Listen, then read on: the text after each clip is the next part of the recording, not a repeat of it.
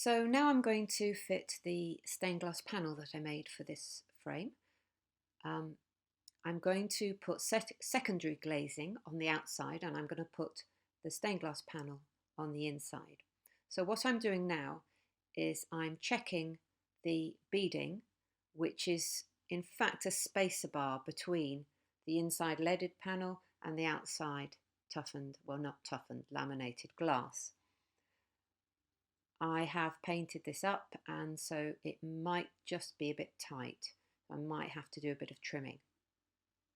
But it's as well to get your beading cut before you start making, because you'll have everything done and to hand.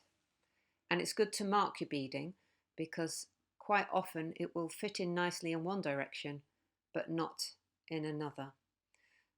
So do a trial fit, mark it up, and then you'll be good to go when it comes to the fitting. The reason I'm putting my leaded glass on the inside is because if I put the toughened glass on the inside, it won't be protecting the leaded glass, but also I will get a horrible glare off the glazing, the secondary glazing at night from the inside if I put the secondary glazing on the inside. On the outside, at night, my hallway will be lit up, and because the lighting is on the inside, you won't see the secondary glazing on the outside when you're on the outside.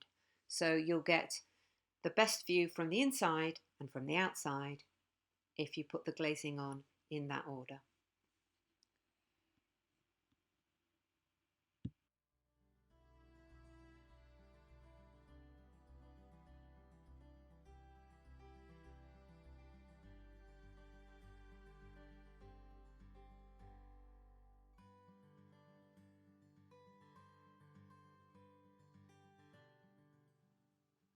This is the first time I've tried the panel in the frame, and I'm really happy with the fit. It just fits beautifully, left to right, top to bottom, just lovely. So very pleased with that. You'll notice I'm not using any putty or glazing silicone, and this is because I want to leave the possibility of air circulating inside the secondary glazing. Otherwise you can get condensation forming. So it won't be till I put the external glazing into the frame that I use some silicone.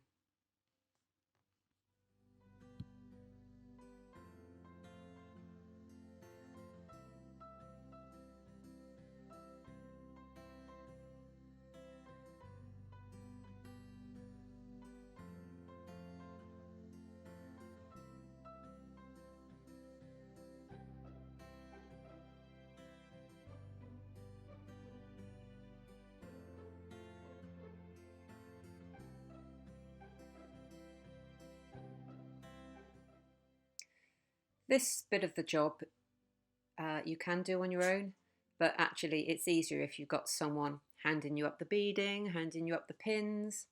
By the way, I'm using 30mm pins, and the beading is a square profile beading of 12mm.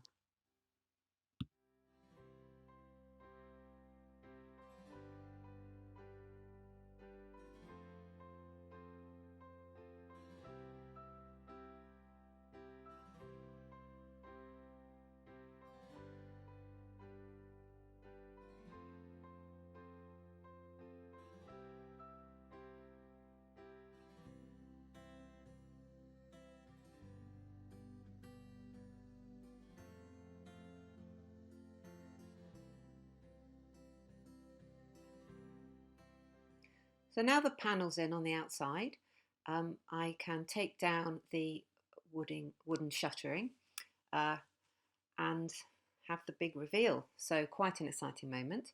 So the wedges come down, and then I unscrew the panel from the wall.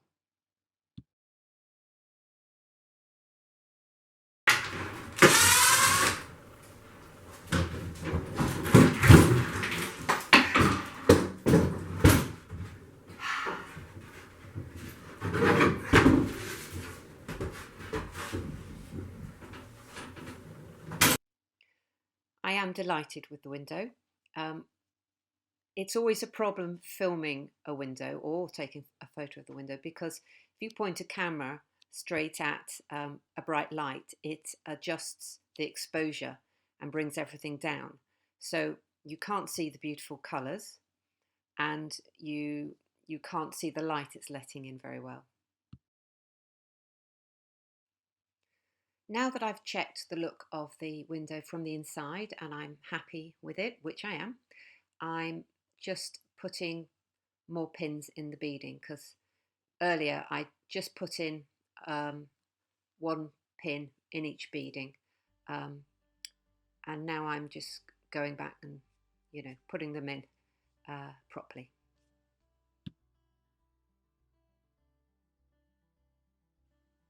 Here I've just got a Stanley knife and I'm trimming back the damp-proof course.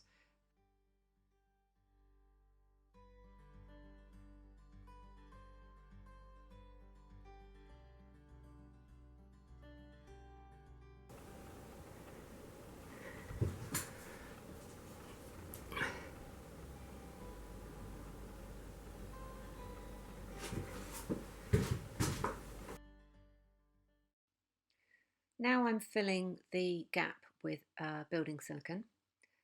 As you know, there's a 5mm tolerance all the way around this frame into the brickwork, so it needs filling.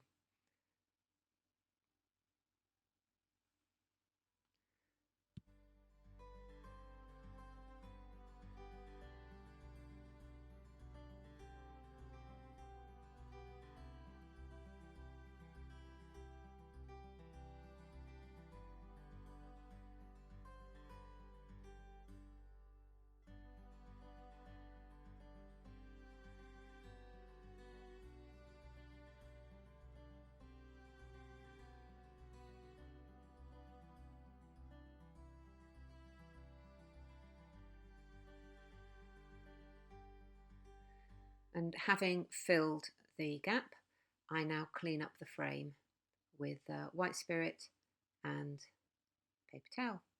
And actually, if you want to avoid this step, mask the frame off. Sometimes it feels like a pain masking things off, but you just save time later on.